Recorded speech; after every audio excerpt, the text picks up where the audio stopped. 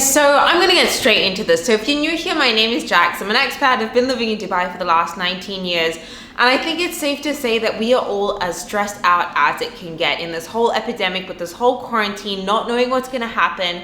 I personally have suffered from anxiety for a really long time, whether it's anxiety-based disorders, that crippling fear that just leaves you in a state of just losing your breath, insomnia, losing sleep at night, having obsessive thoughts where you just can't control where they're going. Funny enough, I do have my degree in psychology, so I can help counselors as we go along. As someone that does also own 2 companies, I have employees to manage. I have to find out how to sort out with their paychecks, their salaries. A lot of us have the anxiety of not having job stability, not knowing where we're gonna get our next paycheck, not knowing exactly how long this is gonna last, or this whole degree of uncertainty. So what I'm going to give you is my 10 best tips to managing anxiety and coping with it in these times, so that we don't just literally unravel. We come out of this better and stronger than ever. Tinkerbell, are you going to help me? I think you're a little bit anxious the best of times too. Don't look at a fly, we're having a moment. So the first tip I'm actually going to suggest is having a therapist. Now, I personally have a therapist. It is nothing to be ashamed of. It is nothing taboo at all. It's someone to help you speak through, rationalize your problems. And if you can't afford a therapist, or if it's not as easily accessible for you right now, there are some great online apps. Like BetterHelp is one that I know that has been absolutely incredible. So definitely go for one of those. You can have private sessions at your own convenience. Again, BetterHelp is really, really great for that type of thing. It can help you with coping mechanisms. They can teach you how to actually slow your breathing down, which is actually going to come to tip number 2, yoga. And as cliche as that may help, yoga does wonders of good. Why? Because it slows down the breath. Funny enough, I actually started off as a yoga instructor as well. And I remember the difference in just actually, you'll always hear people speaking about slow your breath down. It really calms you and calms your whole system. But you never believe it. You think it's just all happy-go-clappy in the air, but until you actually do it, it makes the world of a difference. So evening wind-down routines, they are absolutely brilliant. The third thing I'm going to say is catastrophizing. Whenever we work ourselves up into the state of anxiety, you'll notice it comes from catastrophizing events. So it always comes to wanting to jump to the worst case scenario. So maybe you haven't lost your job yet, or maybe you've only just recently lost it. You start saying, I'm never going to get employed.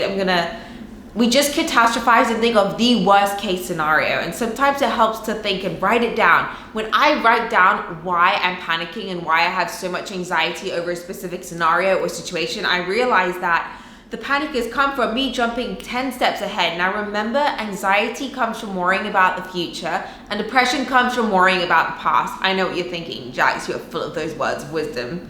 It wasn't me, folks. It wasn't me that says that. But my advice to you is write down every single thing you're worried about, you're very anxious about in that specific moment. When the anxiety is really hitting you like balls to the wheel, like face punch, it is always because that in that moment, your emotions have taken over.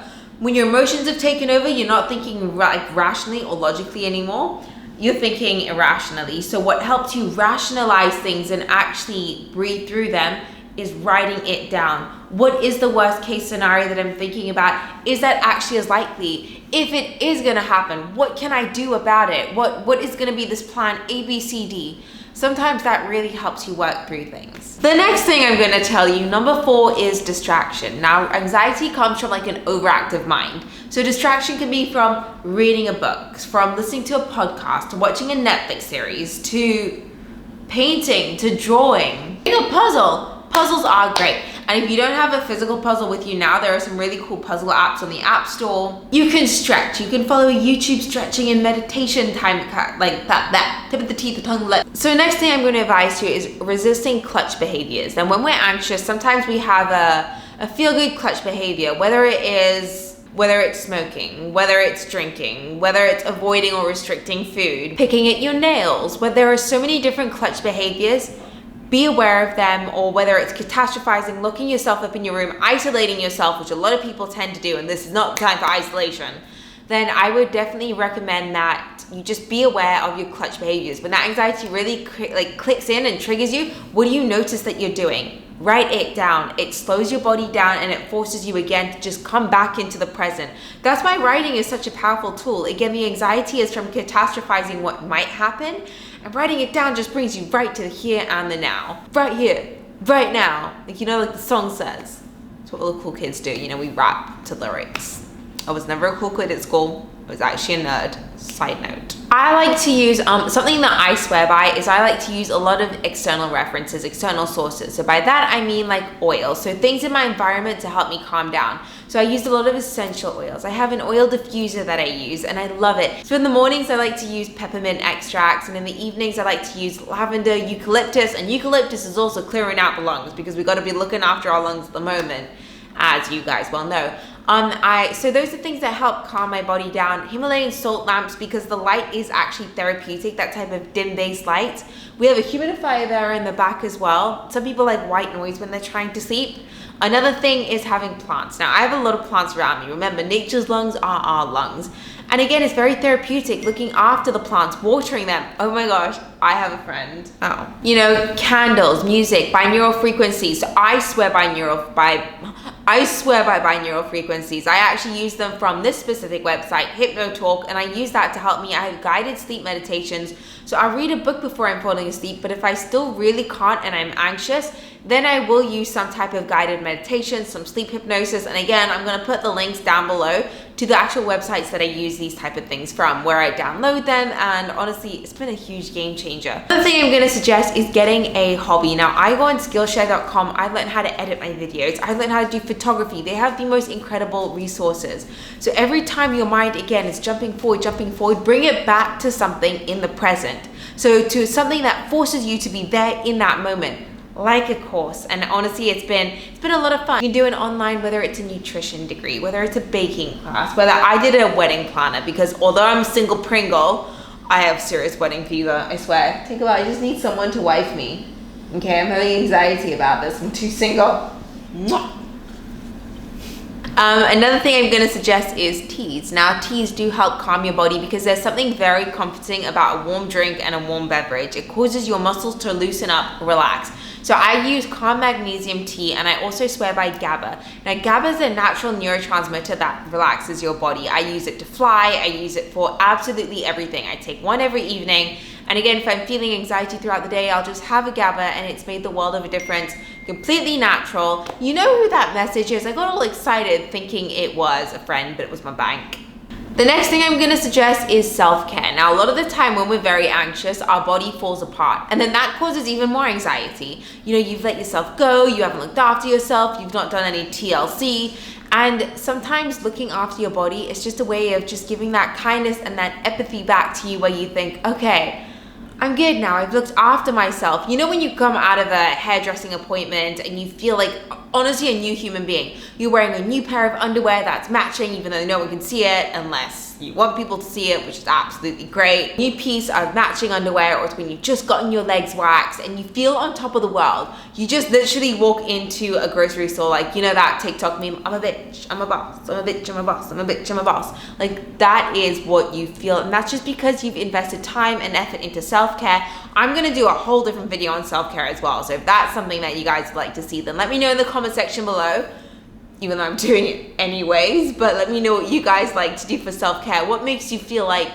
that bitch and that boss? Now, another thing that I'm gonna suggest, happy-go-clappy cliche, is when my anxiety is really taking hold of me. Again, like I said, I suffer from serious anxiety, and which again, I work through my therapist with, and it's writing down everything that's going right. I think there were 2 flies that were literally mating that flew past me, and flies getting more action than me right now, just saying. But yeah, it's writing down everything that is going right. Naturally, it's really easy. It's human nature. It's our human psychology to always think of the worst things that are happening around us. It was a survival instinct. It was how we stayed alive, how our ancestors managed danger, because our mind is always more alert to the things going wrong about us because it thinks it's trying to keep us safe, to save us. So you gotta force yourself out of that instinct. You ain't fighting no saber-toothed tigers. You know what I mean? If you are, maybe you need to see a doctor for whole different reasons. Things that are going right. The weather is beautiful outside. You have a friend to talk to. You had an amazing conversation with a family member. You have a plant that's actually budding. Mind you, my jasmine plant just died, but we won't go there. You know, you got a new set of oils on Amazon, whether it's you are starting up a new skill that you're excited about. Just list all the things going right, and I promise you right now, in the moment of anxiety, you feel like there's nothing going right. I promise you there is always something, and if you can't think of anything, call a friend, call a family member. I know this time of isolation you feel very lonely and again isolated and removed from the rest of the world, and you realize as human beings we need that, like that communication, that bond, that interaction with other human beings. It's just within our nature. We're pack animals, you know, we're not lone wolves. She never got that phrase because wolves are pack animals. Everyone knows that. You've seen alpha. Talk to someone. Talking to someone helps you realize that sometimes the crazy is in your mind, and when you vocalize it and say it out loud, you're like, oh, okay. And sometimes you just need someone else's validation to tell you it's gonna be okay. The whole point of anxiety is not to let you are your worst energy when you're having an anxiety attack, a panic attack. You are your worst energy. It's your mind self-sabotaging yourself. So you need to bring someone else into it to pull you out of it, and that makes the world of a difference. Now, when it comes to music, like I suggested before, our body reacts to the frequencies in music, the beats, which is why I love binaural frequencies. So if you listen to calming based music, then it actually does automatically put your body in that same calming rhythm that meditation and deep breathing does. Like I said, I know it's a time of so much uncertainty, but there is so much good that can come out of this time. From skills to investing in time in your relationships, to time in your body, to actually getting a moment to stop and breathe and think and reevaluate and plan. We finally have time to plan our lives, to think, okay, was I really happy where it was going before? Now I have time to pivot, to change direction, or to throw myself into things. And that's a big game changer. I really hope this was helpful for you. Like I said, I struggle with crippling anxiety myself, and this is something that has really gotten me through this time. So side note, my family always buy me gifts like bath bombs, which I absolutely love, which I'm showing you in my self-care video. And they all have lavender oils in them. So I think everyone's trying to tell me that I'm uptight. And I'm like, assholes. Because I only noticed that when filming my self-care video, that everything I own is lavender. I'm like, you motherfuckers. But yeah, having bath bombs, and if you don't have a bath bomb, go on Pinterest. Go look up fun recipes. So Pinterest have some of the best recipes for homemade face masks, hair masks, moisturizers, bath bombs, like bath oils. I love making my own bath oils. So I'll mix a little bit of almond oil with coconut oil and then a bit of peppermint and extract. And you come out smelling so good, feeling relaxed, rejuvenated. I do temple massages. I do my own lymphatic drainage massage. I do foam rolling around on a ball, which helps me. But again, I'm going to go all into that in my self-care video. This is about just how to deal with those specific moments of anxiety. Guys, if you did find this helpful, don't forget to hit the thumbs up button, hit the subscribe down below if you're not subscribed already. And I'm going to see you guys very soon, and we're going to learn all about fun things like self-care. We're going to learn about self-care, Tinkerbell.